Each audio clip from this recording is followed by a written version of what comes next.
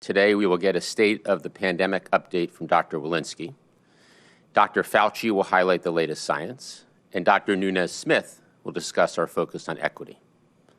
But first, I want to start by giving an overview of the President's address to the nation. Last night, President Biden announced that all Americans will be eligible for vaccinations no later than May 1. All Americans no later than May 1. And the President put the nation on a path to get closer to normal by the 4th of July. As many of you remember, on the President's first full day in office, he outlined a comprehensive strategy to beat this pandemic. We've spent every day since then executing against that strategy, and we are making progress. As you can see on our weekly vaccination progress report, the current 7-day average, the dark bar on the far right, is 2.2 million shots per day. That's a new record pace that we will continue to build on. On Inauguration Day, only 8% of Americans 65 and over had gotten their first vaccination. Today, that number is nearly 65%. This is important because 80% of COVID deaths have been individuals 65 and over.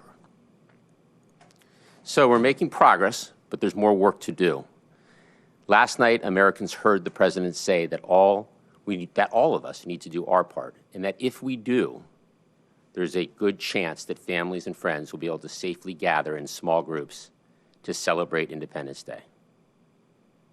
I want to walk through the key components of our effort moving forward, starting with May 1 eligibility. The President will direct states, tribes, and territories to make all adults eligible for the vaccine no later than May 1st. That's earlier than expected and reflects our success working with vaccine manufacturers to increase supply and secure doses for all adult Americans, and also our progress in increasing both the number of vaccinators and the number of places that people can get vaccinated. Now, that does not mean that everyone will get a shot immediately, but May 1st is the day every adult will be eligible to sign up to get the shot. And by the end of May, we expect to have enough vaccine supply available for all adults in this country.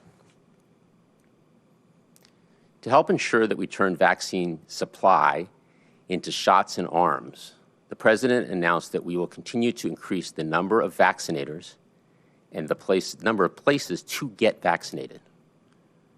First, over the coming weeks, we will deliver vaccines directly to up to 700 additional community health centers that reach underserved communities, bringing the total number of these community health centers participating in our federal vaccination program to 950. Second, we will work to double the number of pharmacies participating in the federal pharmacy program.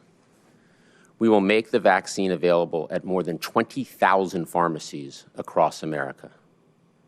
And the administration is instructing these pharmacies to expand mobile operations into the hardest-hit communities to reach more people. Third, the administration will more than double the number of federally run mass vaccination centers to ensure that we hit the hardest-hit communities.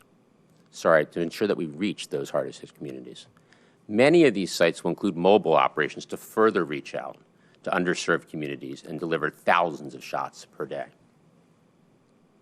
Today, in fact, I'm pleased to announce the addition of a new FEMA-supported site in Detroit. This site, located at Ford Field, home of the Detroit Lions, has the ability to administer 6,000 shots per day. And last night, President Biden announced the deployment of more than 4,000 active duty troops to support vaccination efforts, bringing the total troop deployment to over 6,000. Fourth, we will increase the number of vaccinators, people who can administer shots in arms. Dr. Nunez-Smith will talk about the importance of today's PrEP Act amendment to increase the total number of vaccinators in the field. Now, we know the work to increase vaccine supply, vaccinators, and places to get vaccinated is not enough on its own. We need to make it easier for every American to get vaccinated. Too often, it's too difficult, too time-consuming, and too frustrating for people to identify where vaccines are available and where to schedule an appointment. That's why the President last night announced steps to make it easier for individuals to find a vaccine near them. By May 1st, as vaccines are available in more places, the administration will launch a federally supported website that will show the locations near them that have available vaccines. And because we know that not everyone has internet access or is comfortable online, we will also launch a call center to provide assistance in finding a vaccine. Since so many Americans use their state and local websites to schedule vaccine appointments, the administration will also deploy technology teams to help to improve these systems.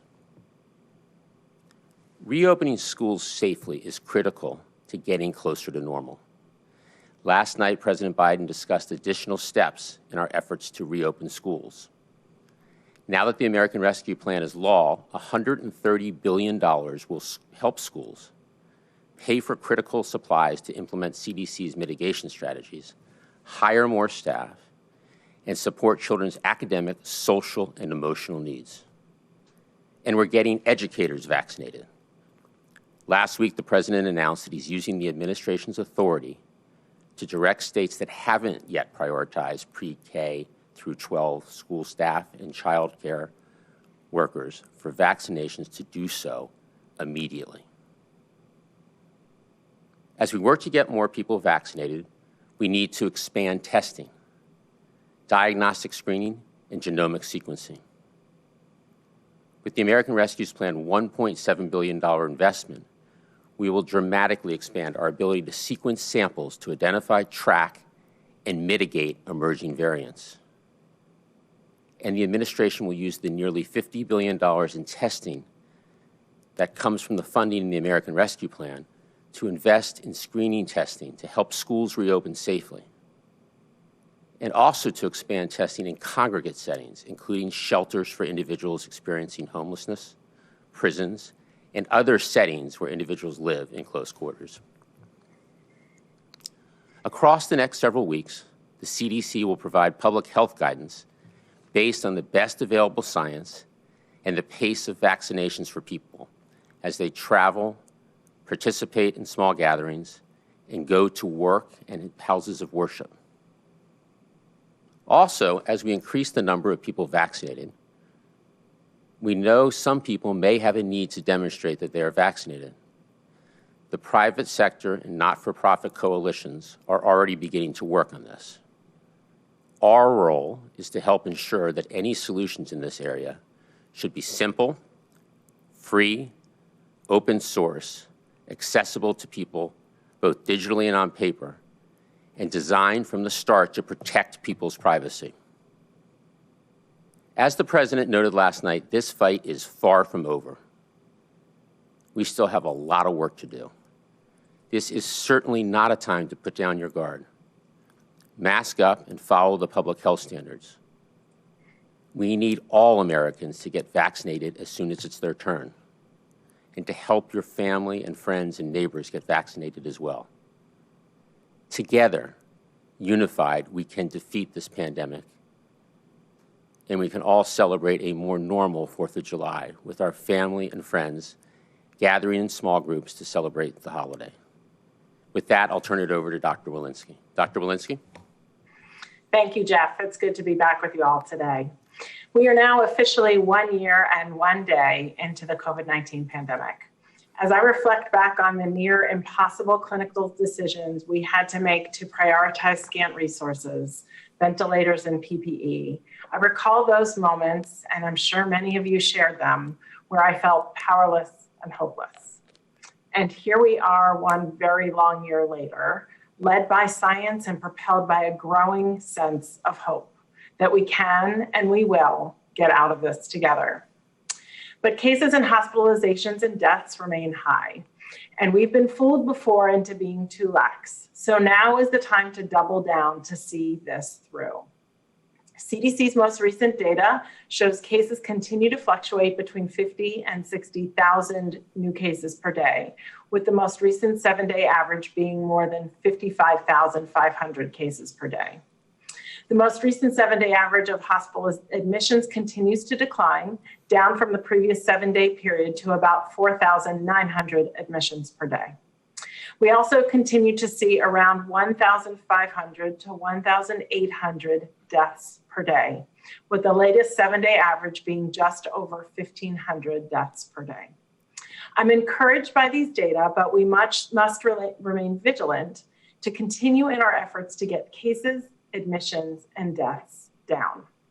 We're making remarkable progress on our vaccination efforts. We now have more than 64 million people who've received at least one dose of vaccine, and we are vaccinating millions more each day.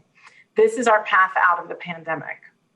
As you heard last night from the president, we are working as quickly as we can to ensure that every American has access to vaccine.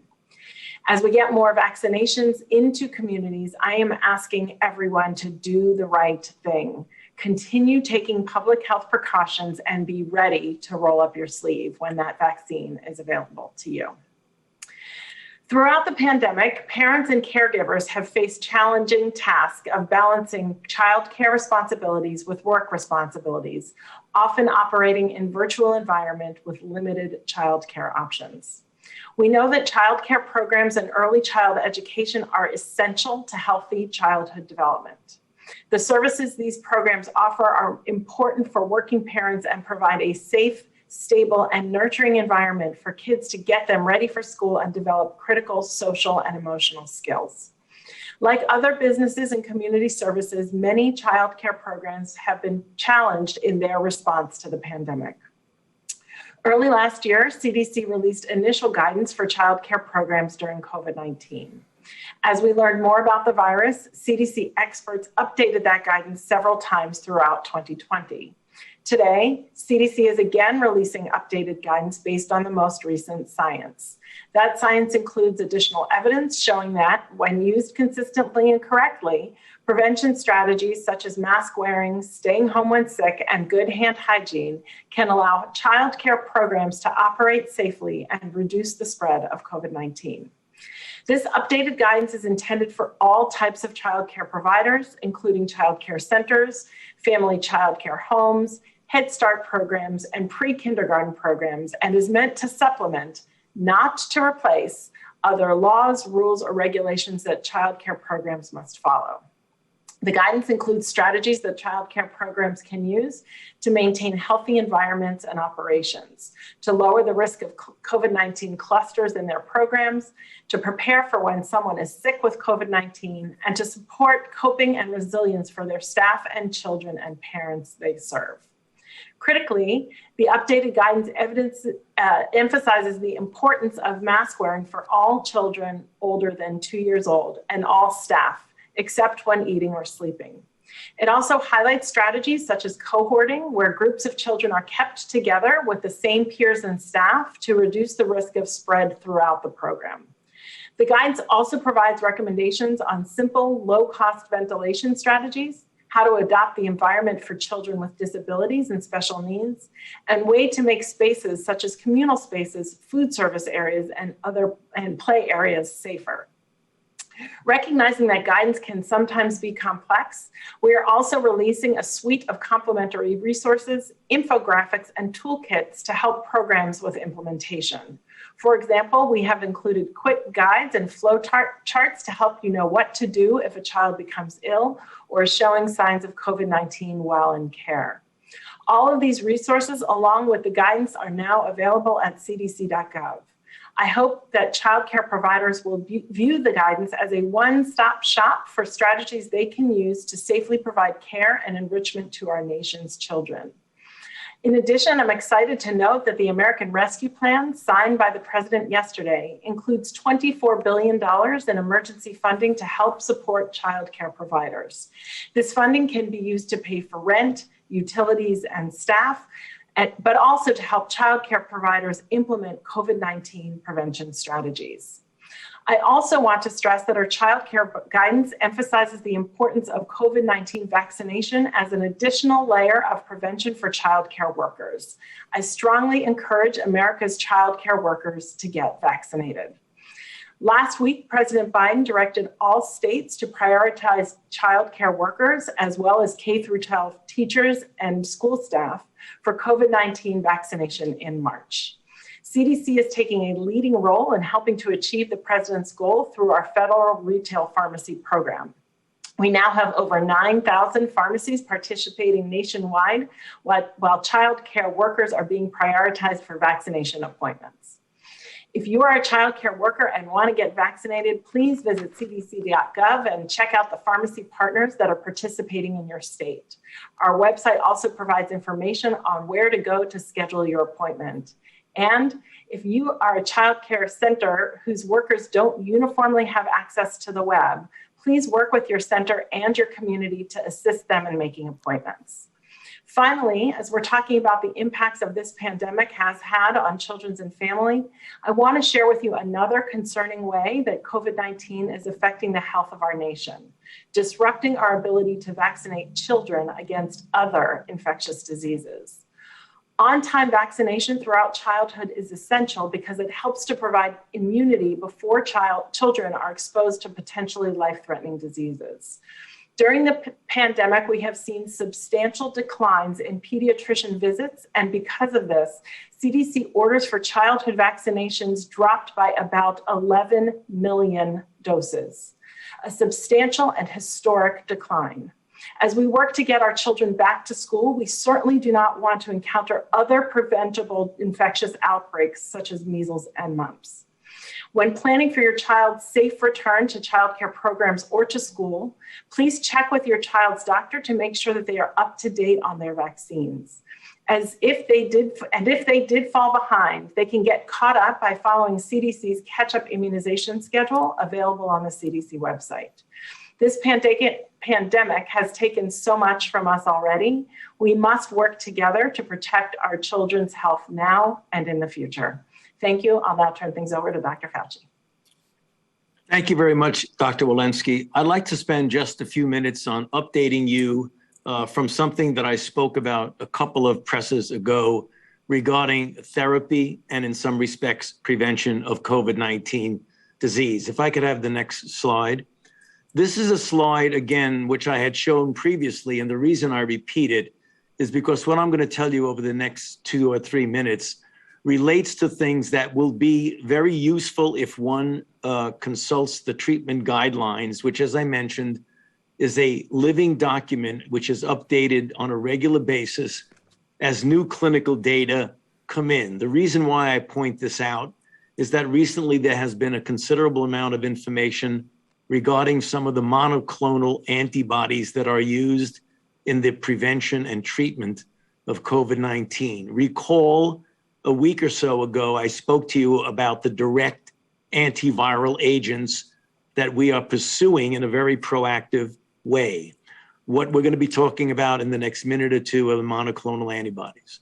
So just to orient you, there are a number of monoclonal antibodies, not all of them directed against the virus itself. For example, Tasalizumab is an anti-IL-6 receptor antibody from Genentech. I'll get to that in a moment.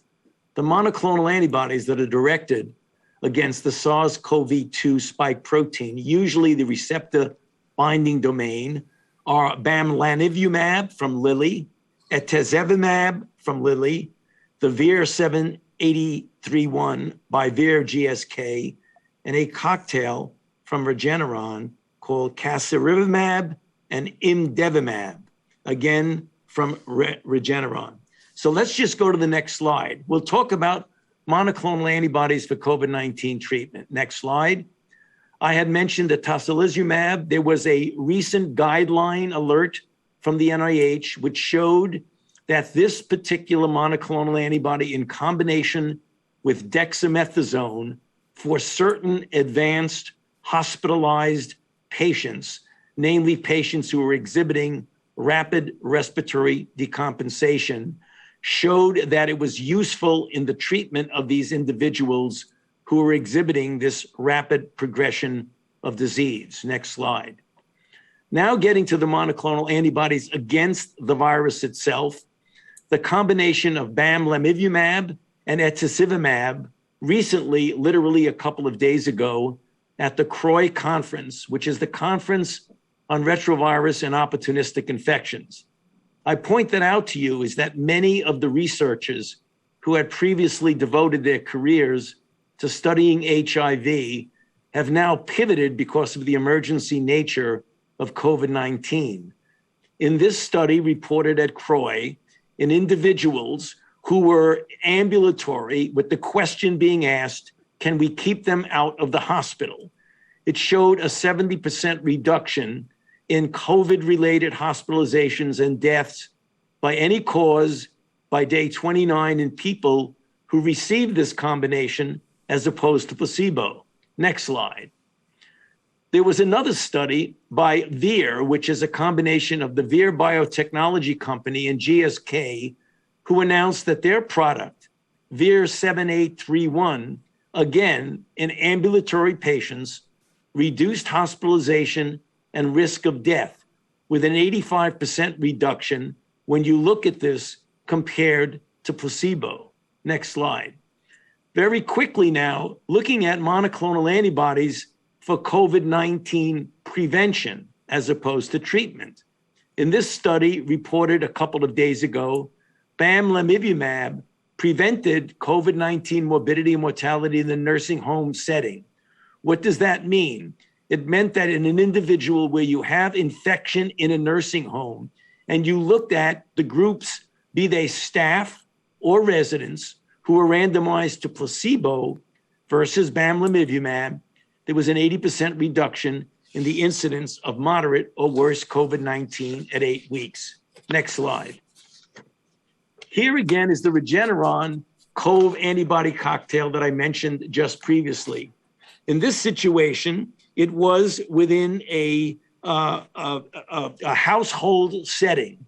In other words, where there is an infection in the household setting, and you're looking at the results of randomized the family members, either to this cocktail or to placebo, to determine if you can prevent, namely a post-exposure prophylaxis, or if you can treat early disease. The results were really dramatic. There was 100% protection against symptomatic infection in the group compared to placebo, and it reduced the overall infection rate by 50%. And importantly, those who were infected had a 100-fold lower viral load and shorter duration of detectable viral RNA. Now, the reason I showed you the slide on the Nih Treatment Guidelines is that this is a very fluid area of research, particularly since, as I mentioned on a previous presser, that these monoclonal antibodies can be knocked out, particularly when given as monotherapy by different variants, which is the reason why, as we go on, and I will report to you at future meetings, you will see mostly combinations of these antibodies as opposed to single ones, because the single ones are most vulnerable to the variants that can knock them out easily. I'll stop there and turn it over to Dr. Nunez-Smith.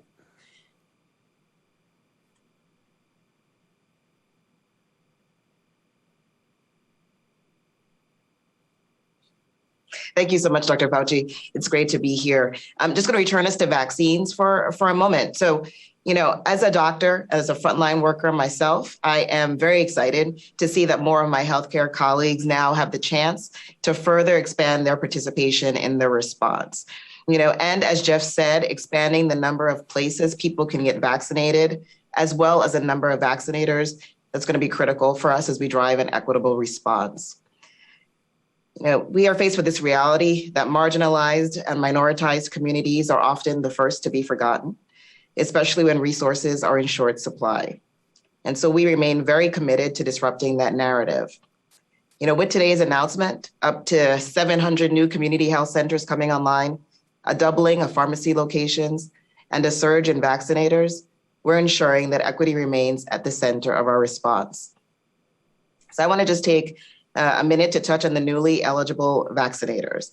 To help meet the demand for more shots in arms once everybody is eligible for vaccines come May 1, the administration is expanding the pool of qualified professionals who will be able to administer shots. And so this list now includes dentists, optometrists, paramedics, physician assistants, and many more, including trained medical and healthcare students. Alongside this effort, the Department of Health and Human Services will launch a new portal to help individuals determine where they can sign up to volunteer to administer shots. We know a person's zip code is a stronger driver of health than their genetic code. So we will continue to prioritize getting the necessary resources to those areas and communities that have been hardest hit and are at highest risk. As we fight against centuries of structural inequities, we must be intentional about making vaccination easy and convenient for everyone. And key to that effort is having enough vaccinators to deliver shots in arms. So I encourage my fellow healthcare colleagues to visit the new portal at phe.gov. Check your status and sign up to help. So thanks so much in advance. And with that, I'll turn it back over to you, Jeff. Thank you. Let's open it up for questions. All right, we'll start doing questions now. Just a reminder to please keep your question to one question so we can get through as many as possible. First, we'll go to Carl O'Donnell at Reuters. Hey, one thing I wanted to ask you. So there's been some commentary lately from a number of different groups about the impact of U.S. export controls on both efforts in places like India to scale up global supply, and also AstraZeneca's ability to get shots to the EU, where it's already been authorized. Just wondering if you can sort of share any views that you guys have on that, and whether there's any reassessment for how to make sure that the global supply chain is streamlined. So the president has been very focused on fulfilling his responsibility to the American people. And we as a country have suffered over 500,000 deaths, more than any country in the world. So we're rightly focused on getting Americans vaccinated as soon as possible. And, as we've talked about, we're pleased with the progress, and there's yet a long road ahead. However, we know this is a global pandemic and that the virus has no borders.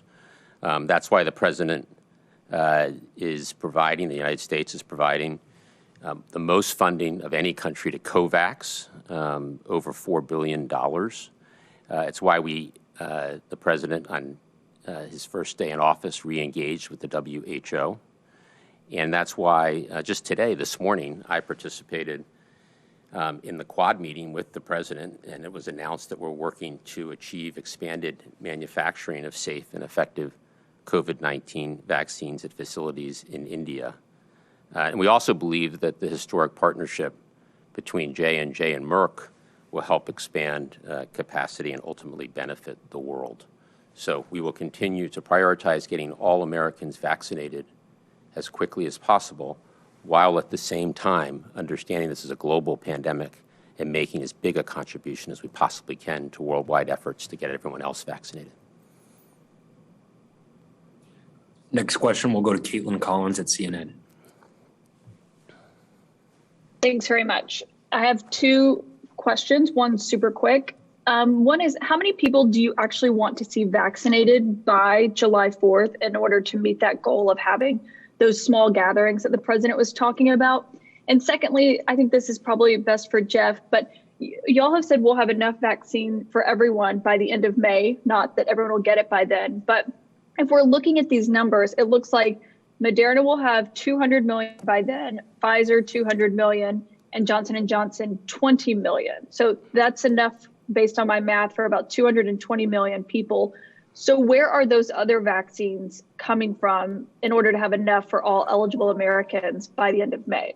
So Caitlin, I think your 20 million is the figure that Johnson & Johnson has talked about in terms of their cumulative doses by the end of this month. The work that we did working with Johnson & Johnson and Merck to accelerate their manufacturing process, particularly the fill-finish piece, which is relevant in this time frame, has it so that Johnson & Johnson is now delivering at or near its 100 million by the end of May. So if you take the 200 million doses by the end of May of Moderna, plus the 200 million doses of Pfizer, plus the at or near 100 million completion of the Johnson & Johnson first contract, that is more than enough supply to vaccinate, vaccine supply to vaccinate all adult Americans by the end of May. Now we need to ramp up the number of vaccinators, as we've been talking about, and the number of places where Americans can get vaccinated, so that when all Americans are eligible on May 1st, we can accelerate and move very quickly to get as many Americans vaccinated as soon as possible. Maybe I'll just address the first question, and that is, we're not looking at a single metric of the fraction of people vaccinated in a vacuum. We're looking at it in the context of what's going on with the pandemic as well. So I don't think we can put a single metric on that, as well as what's happening in what science has emerged with regard to vaccinated people. So it's hard to put a metric on a single number. Great. Next question, we'll go to Cheyenne Haslett at ABC. Hi, thanks for taking my question. How likely do you think it will be that states can open up to every adult before May when it comes to that vaccine supply? And when should states really be expecting the floodgates to open on vaccines? Well, I think that the key here is that May 1 is a date that the president will direct using his authorities. There hopefully will be states, and we already have one in Alaska, that open up before then. And we're doing everything we can to encourage states to get as many needles in arms as fast and efficiently as possible. And this is where increasing the number of vaccinators, the number of places, the community vaccination centers, the federal pharmacy channel, the community health centers, as we continue to scale those efforts, we can accelerate from the 2.2 million rate that we're having on average per day now. Hopefully we can accelerate that further. And there will be states that open before May 1. But May 1 is an absolute deadline for all Americans to be eligible to receive the vaccine. Next question, we'll go to Sean Sullivan at the Washington Post. Thanks very much. Can you talk a little bit about why the president felt the need to set out specific dates in his speech last night, and also how you intend to manage the public's expectation of what will happen by those dates? As you've pointed out, as the president pointed out, things could change, the situation could change, but how do you manage expectations from a public that might not always be paying attention to some of those developments, caveats that could make things change? So I think we all would agree that it's important to have deadlines and goals. And we spent a lot of time working through the supply, the number of places, the number of vaccinators, and we believe May 1st is the right deadline, no later than May 1st. So we will have enough supply, as we've talked about, by the end of May, given all the president's work and leadership to bring forward the supply and create enough supply for all adult Americans by May 31st. We will have enough vaccinators and enough places for people to get vaccinated. And the funding from the American Rescue Plan really helps to ensure that we will have that capacity to do the 2.2 million shots per day that we're currently doing, and hopefully to accelerate off of that pace as we add more places and more vaccinators. All right, we got time for one more question. We'll go to Zeke at AP. Thank you all for doing this. First, for Jeff, could you speak to, with the expansion in the retail pharmacy program and as well as the community health center program, how many doses are you starting to divert into that stream, that federally controlled stream? I know you've told governors that their allocations will remain largely static for the coming weeks. And then just another one on the AstraZeneca in particular, with the stockpile of millions of doses here in the United States that aren't approved here, but they can be used overseas. With that, EUA still up in flux, why not just send those vaccines overseas right now to help out and save some lives with American allies in particular? Well, the allocation that we'll make on a going forward basis will be based on performance of the different channels. And performance is a function of speed and efficiency, but as Dr. Nunez-Smith talked about, as importantly, equity and fairness. The next couple of weeks of supply overall are relatively flat before supply really starts to accelerate towards the end of the month and then into April and into May. Now, when I say relatively flat, at a level that's more than twice what it was 6 or 7 weeks ago. So allocation will be based on performance, and we believe that the community health centers are particularly important in order to reach hard-to-reach communities and to ensure fairness and equity. The pharmacy program is also structured around fairness and equity, so we'll make future allocations based on performance. As to AstraZeneca, we're following the exact same process that we did with the other 3 now approved vaccines, Moderna, Pfizer, and J&J. And just as we did with those vaccines, as we awaited for the completion of the clinical trial, and right now my understanding is that AstraZeneca is in the middle of its phase 3 trial, and then an FDA determination when they submit the data from the clinical trial.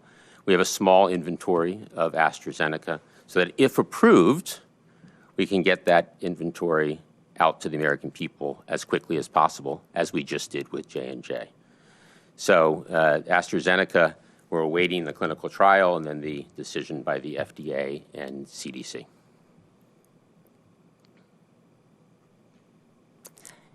I think that's it on questions. I just want to thank everybody for joining today, and we look forward to seeing you on Monday. Thank you.